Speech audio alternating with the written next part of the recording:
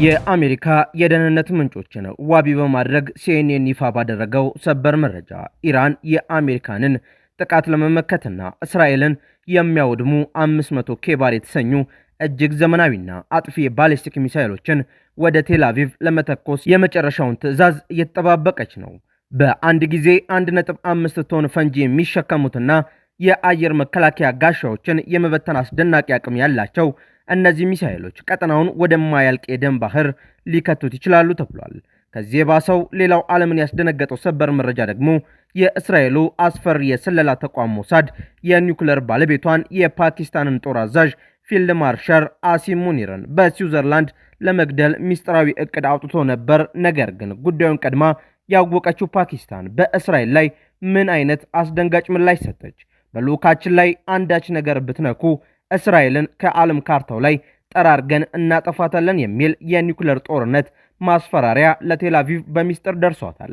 ይህንን ተከትሎ ሞሳድ በድንጋጤ እቅዱን ለመሰረዝ ተገዷል። እስራኤልና አሜሪካ በኢራንና በፓኪስታን የተደቀነባቸውን ይህንን ከባድ አደጋ እንዴት ያልፉታል? ዝርዝር መረጃውን ይዘን ቀርበናል። እስከ መጨረሻው አብራችሁን ቆዩ። ኢራን የአሜሪካንን ጥቃት ለመመከት 500 ኬባር ሚሳኤሎችን ወደ እስራኤል ለመተኮስ መዘጋጀቷ ተሰምቷል። አሜሪካ ወደ ኢራን ጥቃት የምትሰነዝር ከሆነ ኢራን እስከ 500 የሚደርሱ ዘመናዊ የባሊስቲክ ሚሳኤሎችን ወደ እስራኤል በመተኮስ ግዙፍ የአጸፋ እርምጃ ለመውሰድ መዘጋጀቷን የአሜሪካው የዜና አውታር ሲኤንኤን የደህንነት ምንጮቹን ዋቢ በማድረግ ዘግቧል። ቴሄራን ለዚህ ስልታዊ ምላሽ ዝግጁ ያደረገችው የሀገሪቱ የጦር መሳሪያ ኩራት የሆነውና ኬባር የተሰኘውን የሩቅ ርቀት ተወንጫፊ ሚሳኤል መሆኑ ታውቋል። ይህ ሚሳኤል እስከ 2000 ኪሎ ሜትር ርቀት የመጓዝ አቅም ያለው ሲሆን በውስጡ እስከ 1.5 ቶን ወይም 1500 ኪሎ ግራም የሚመዝን አጥፊ ፈንጂ መሸከም እንደሚችል ተገልጿል። ይበልጥ አሳሳቢ ያደረገው ደግሞ ሚሳኤሉ ከአየር መከላከያ ስርዓቶች ለማምለጥ የሚያስችለውና በአንድ ጊዜ ተከፋፍለው የተለያዩ ኢላማዎችን መምታት የሚችሉ በርካታ ተቀጣጣይ የጦር አውዳሚዎችን የመሸከም ቴክኖሎጂ አቅም እንዳለው መነገሩ ነው። በመካከለኛው ምስራቅ የተኩስ አቁም ስምምነቶች በሚጣሱበትና ውጥረቱ በዓለም አቀፍ ደረጃ በከፍተኛ ሁኔታ በናረበት በዚህ ወቅት ይህ የኢራን ዝግጅት ቀጠናውን ወደ ከፋ የክልላዊ ጦርነት ሊከተው ይችላል የሚል ከፍተኛ ስጋትን ፈጥሯል። ኢራን ይህንን ሚሳኤል መምረጧ በአጋጣሚ አይደለም። የኬባር ቴክኖሎጂ ሁለት ትላልቅ ወታደራዊ ጠቀሜታዎችን እንደያዘ የሚነገር ሲሆን የመከላከያ ጋሻን ሰብሮ መግባት መቻሉ አንደኛው ሲሆን እስራኤል በዓለም ላይ ካሉ እጅግ ዘመናዊ የአየር መከላከያ ስርዓቶች ቢኖሯትም 500 ሚሳኤሎች በአንድ ጊዜ ከተተኮሱ ስርዓቱ የመመከት አቅሙ ተጨናንቆ ይፈራርሳል በሚል ነው። ሁለተኛው የተከፋፈሉ የጦር አውራዎች ሲሆኑ ሚሳኤሉ አየር ላይ ሲደርስ የሚነጣጠሉ በርካታ ፈንጂዎችን የሚይዝ ከሆነ የአየር መከላከያ ራዳሮች የትኛውን መምታት እንዳለባቸው ግራ ይጋባሉ። 1.5 ቶን የሚመዝነው ፈንጂ ደግሞ የአንድን ወታደራዊ ማዕከል ወይም ከተማ ትልቅ ክፍል ሙሉ በሙሉ የማውደም አቅም አለው። ኢራን አሜሪካ ካጠቃችን እስራኤልን እመታለሁ የምትለው ስልት ተመጣጣኝ ያልሆነ መከላከያ ስልት ይባላል። ኢራን ከአሜሪካ ጋር ቀጥተኛ የጦር መሳሪያ የበላይነት ውድድር ውስጥ መግባት እንደማትችል ታውቃለች።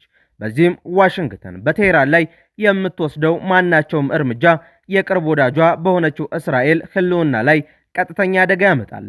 ይህ አሜሪካ በኢራን ላይ ወታደራዊ እርምጃ ለመውሰድ የምታደርገውን የፖለቲካ ውሳኔ እጅግ አስቸጋሪና ዋጋው የከበደ ያደርገዋል። ይህ ውጥረት የመጣው በኢራን በእስራኤልና በአሜሪካ መካከል በተደጋጋሚ የሚደረጉ የሚሳኤል ልውውጦች፣ የሆርሙዝ ሰርጥ መዘጋትና መከፈት እንዲሁም የተኩስ አቁም ስምምነቶች በሚዋዥቁበት ወቅት ነው። ጦርነቱ ድጋሚ ከተቀሰቀሰ የዓለም ኢኮኖሚ ይናጋል። እንዲሁም የየመን ሁቲዎች፣ የሊባኖሱ ሄዝቦላና በኢራቅ ያሉ ታጣቂዎች በአንድ ጊዜ ወደ ጦርነቱ ሊገቡ ይችላሉ።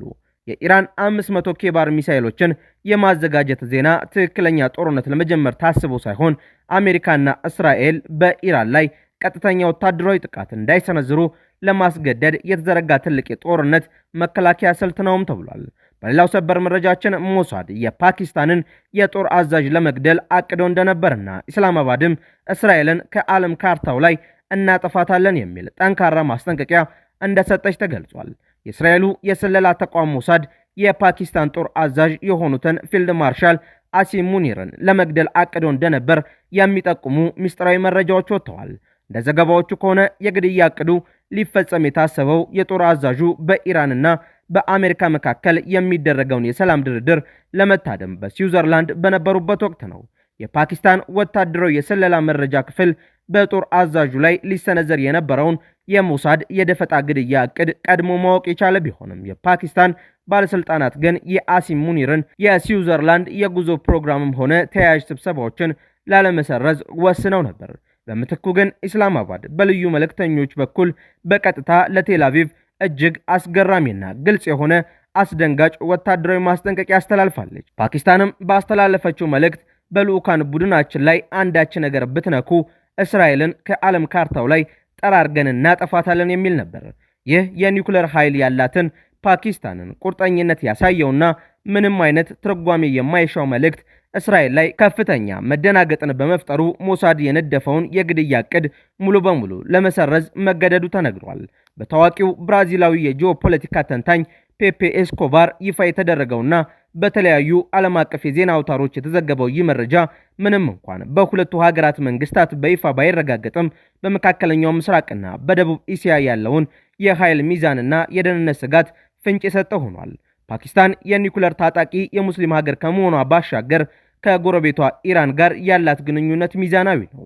አሜሪካና ኢራን በስዊዘርላንድ በሚያደርጉት ሚስጥራዊ የሰላም ውይይት ላይ ፓኪስታን በአደራዳሪነት ወይም በታዛቢነት መሳተፏ እስራኤል በቀጠናው ያላትን የደህንነት ስትራቴጂ ሊያናጋ ይችላል የሚል ስጋትን ፈጥሮባታል። ሞሳድ የፓኪስታንን ከፍተኛ ወታደራዊ መሪ ኢላማ ለማድረግ ያቀደው ይህንን ዲፕሎማሲያዊ ጥረት ለማክሸፍና ፓኪስታን ለኢራን የምታሳየውን ድጋፍ ለመቀነስ ነውም ተብሏል። ፓኪስታን ለእስራኤል የላከችው ከካርታው ላይ እናጠፋቸዋለን የሚለው መልእክት ቀልድ ወይም ተራይ ቃላት ፉከራ አይደለም። ፓኪስታን ከ170 በላይ የኒውክሌር አቅም ያላት ሀገር በመሆኗ የማስጠንቀቂያ ቀጥተኛ የኒውክሌር ጦርነት ማስፈራሪያ ተደርጎ ተወስዷል። እስራኤልም በይፋ ባታምንም የኒውክሌር ባለቤት እንደመሆኗ የሁለቱ ሀገራት ፍጥጫ ወደ ከፍተኛ ቀውስ ቢያመራ ቀጠናውን ወደ አመድነት ሊቀይር እንደሚችል ስለታወቀ ሞሳድ ወደ ኋላ ለማፈግፈግ ተገዷል። የፓኪስታን ወታደራዊ ስለላ ክፍል የሞሳድን እቅድ ቀድሞ ማወቁ የፓኪስታን የደህንነት መዋቅር ምን ያህል የተራቀቀ እንደሆነ ያሳያል። በተጨማሪም ሁለቱ ሀገራት ይፋዊ የዲፕሎማሲ ግንኙነት ስለሌላቸው ፓኪስታን እስራኤልን እንደ ሀገር አትቀበልም። መልእክቱ የተላለፈው በኦማን ወይም በሌሎች የባህረ ሰላጤው ሀገራት ሚስጥራዊ መካከለኛ መስመሮች በኩል መሆኑ የዲፕሎማሲውን ውስብስብነት በግልጽ ያሳያል። ምንም እንኳን ይህ መረጃ በዓለም አቀፍ ሚዲያዎች በስፋት ቢነገርም አንዳንድ የፓኪስታን አንጋፋ ጋዜጠኞችና የደህንነት ባለስልጣናት ጉዳዩን የፕሮፓጋንዳ ወሬ በማለት አስተባብለውታል። ይህ የሆነበት ምክንያትም ዜናው ይፋዊ እውቅና ካገኘ በአሜሪካ በፓኪስታንና በእስራኤል መካከል ከፍተኛ የዲፕሎማሲው ቀውስ ስለሚፈጥርና የፓኪስታን ወታደራዊ መሪዎች ለተጨማሪ ጥቃት ሊያጋልጥ ስለሚችል ጉዳዩን በሚስጥር መያዝ ስለተመረጠ ነው ተብሏል። ውድ የአውድ ዓለም የዩቲዩብ ቻናል ተከታታዮቻችን አዳዲስ የተሰሙ ሰበር መረጃዎቻችን እነዚህን ይመስሉ ነበር። በእነዚህ መረጃዎች ላይ ያላችሁን ሀሳብ አስተያየት በኮመንት መስጫው ላይ አስፍሩልን። አዳዲስ መረጃዎችን በፍጥነት ለማግኘት ቻናላችንን ሰብስክራይብ ማድረጋችሁንና ለሌሎች እንዲዳረስ ላይክ እንዲሁም ሼር ማድረጋችሁን እንዳትረሱ። በሌላ መረጃ ዳግም እስከምንገናኝ ሰላም ቆዩ።